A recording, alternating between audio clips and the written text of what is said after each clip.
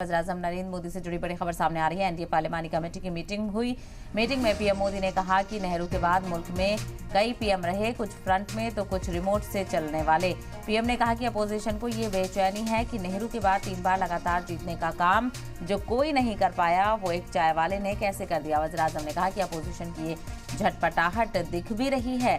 वज़ीर-ए-आज़म बोले, मुल्क की खिदमत के लिए आए हैं सभी सांसद, पार्लिमानी ज़ाब्तों की पासदारी करें। तो पार्लिमानी उमूर की मीटिंग यहाँ पर हुई और पीएम मोदी ने यहाँ पर अपने सांसदों को मंत्र दिया कि आप आवाम के लिए काम करें और पासदारी करें। जो पार्लिमानी ज़ाब्ते हैं उनकी पासदारी करें, अपोजिशन के तंज पर तनाज़ो पर ध्यान ना दें। मुल्क की खिदमत के लिए आए हैं आप सभी सांसद और इस पर ही फोकस करें।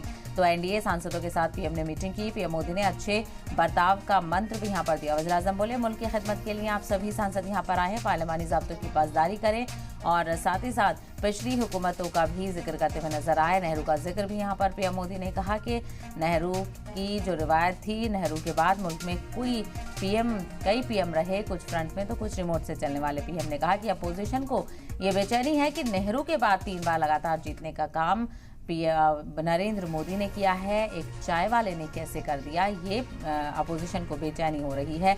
और वज़ीर-ए-आज़म ने यह भी कहा कि अपोजिशन की ये झटपटाहट दिख भी रही है। वज़ीर-ए-आज़म बोले, मुल्क की खिदमत के लिए आए हैं सभी सांसद, पार्लिमानी ज़ाब्तों की पासदारी करें।